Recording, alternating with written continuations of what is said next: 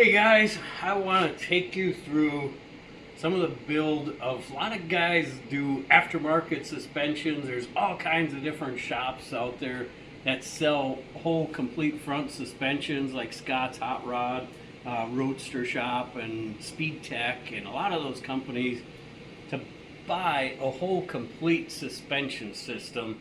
And I want to take you through another option of buying the complete suspension system, and that is the Corvette C4, C5. And I will show you the differences right now. I'm going to walk you through a bunch of the changes in these Corvette suspensions that make a absolutely dynamite front suspension, steering brakes. You get your rack and pinion, you get your disc brakes, you get the aluminum control arms, aluminum spindles, cartridge style bearings. There is a lot of advantages that go into a system like this. And let me show you over here on this 61 Corvette that we're working on right now. This actually had a Corvette C4 suspension in it. They utilized the factory cross member right here, and this is quite a bit cleaned up because the motor mounts would normally be welded on and hanging off the back of it. That's really even more cluttered looking. But they used this factory cross member, which absolutely looks terrible in my book, and it's a horrible way to do that. And then they also have what they call a transverse mounted leaf spring, and the leaf spring actually goes in through the cross member and it goes across the car, so the leaf springs are underneath it, and then it just has regular shocks that sit up on the sides. But we want to convert it over to coilover shocks, so our coilover shock will go here instead of this regular shock housing mount, and we're going to cut all of that stuff out. We're going to make a new frame for this because it's absolutely everything on this car is welded together, crooked, and more crooked. The whole front suspension is racked 3/4 of an inch crooked this way. It's tilted forward. The back is even worse. The rear end is too far forward. It's offset to the side. And it's just whoever made this just did an absolute horrible job. So we got to start over again.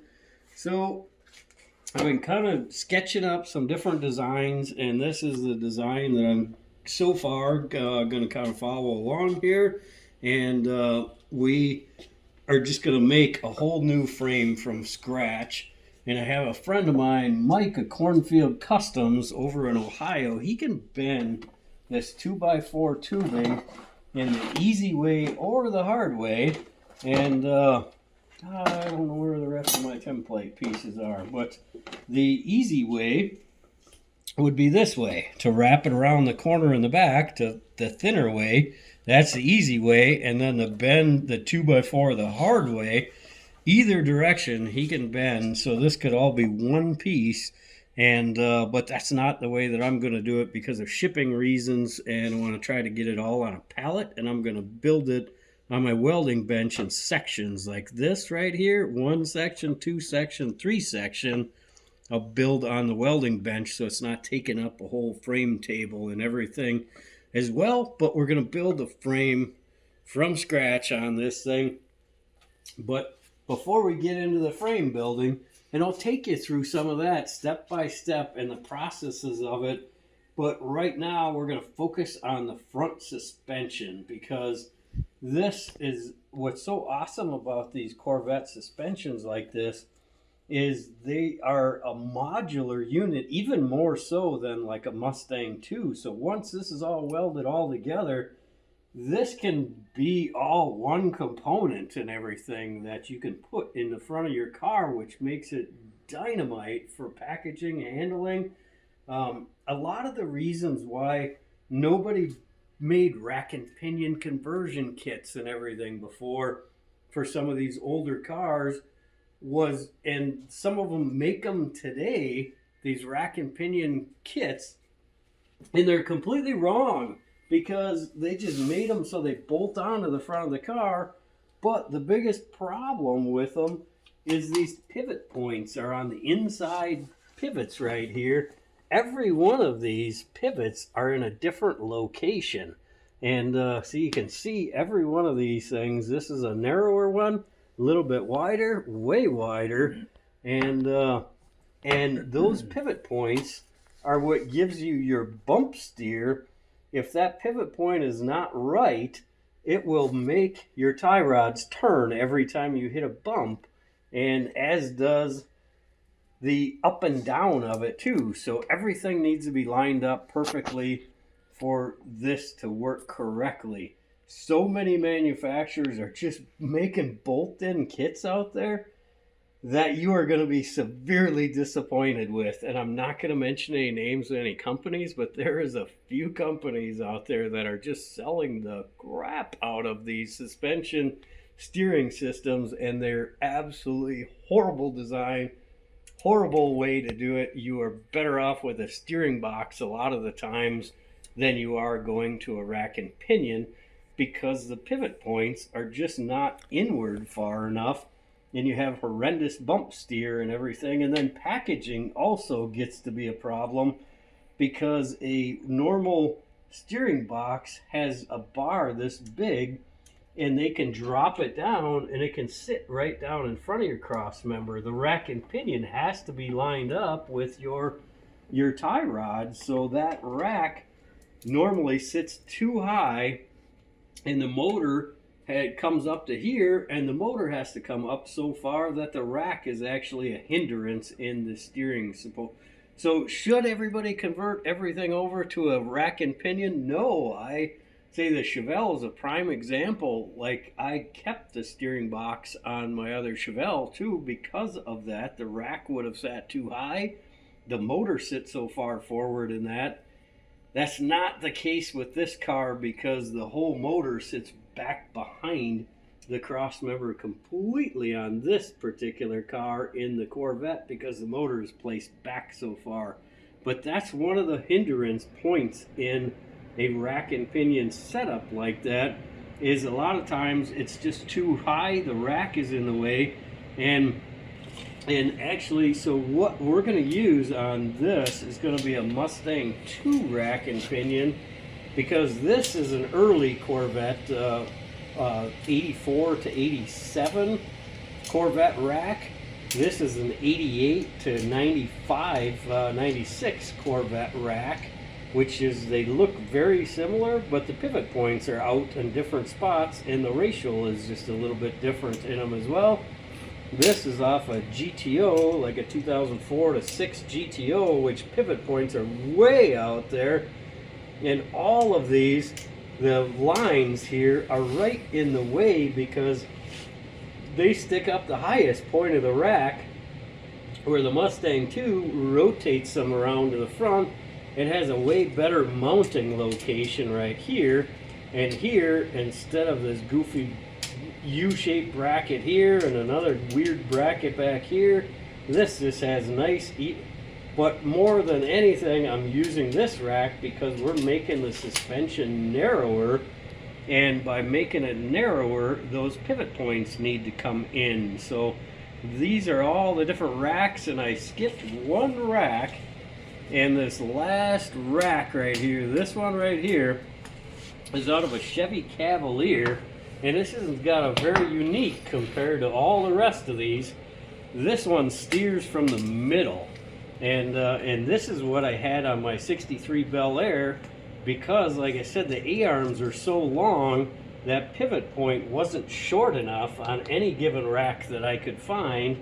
And then I found a center steer rack that I was able to make brackets that put the pivot points in the exact right spot and everything, using the center steer rack. So lots of different options for racks and everything here. I just thought I'd show you some of these and see some of the differences in them. And what I also want to show you right now, I want to walk you through early model C4, late model C4, and then C5 as well. So and how you can tell them apart. So if you're going to buy a Corvette suspension and you start looking at this right here and you're like, well, what's that out of? Is it an early model? Is it a late model? You can tell right away the early models are flat on the top right here, and the later model right here is flat on the side. So the upper kingpin right here is tipped on its side. On the later model ones are on the side. The earlier one is on the top, so you can tell right away just by looking at that. But the biggest giveaway is the ABS. ABS was offered in, it started out in '88 is the first year of that ABS. So this is a later model one, has the ABS sensor in it. The earlier model Corvettes don't have the ABS sensor whatsoever. And that's how you can tell the difference just by looking at them.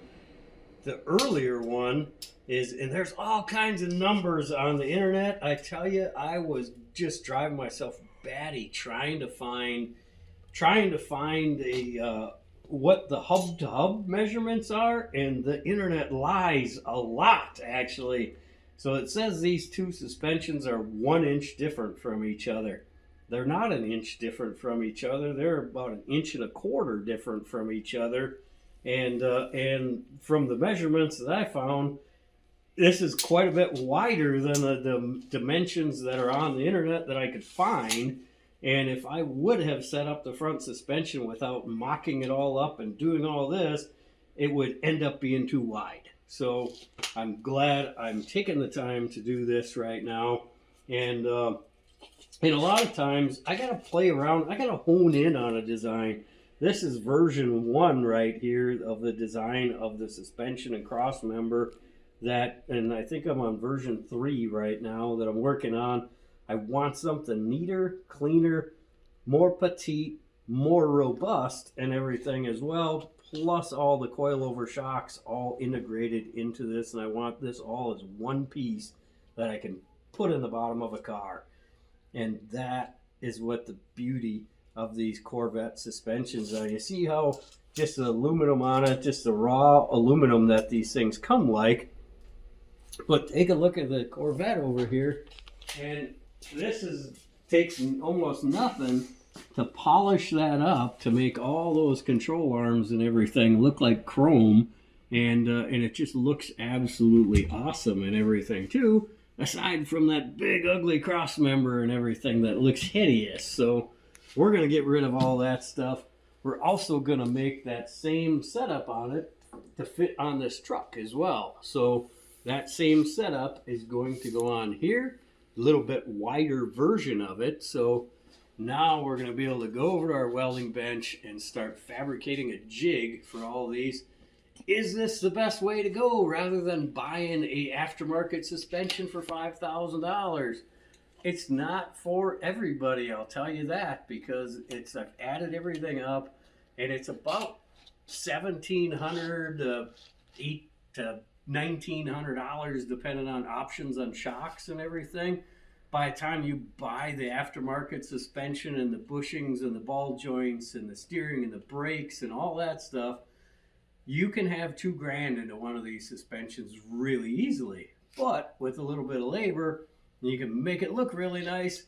This could be the answer for you guys to have a really cool aftermarket suspension that works. You got your rack and pinion, you got your disc brakes, you got your aluminum control arms, your aluminum spindles.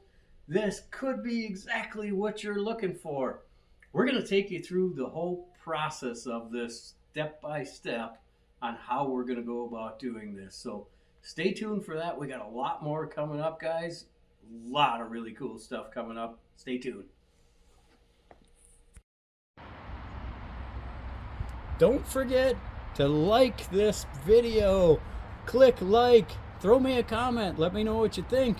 Ring the bell for those notifications when we get a new video. We got lots more coming up, guys. A lot of cool stuff coming up. I hope you guys are enjoying the ride.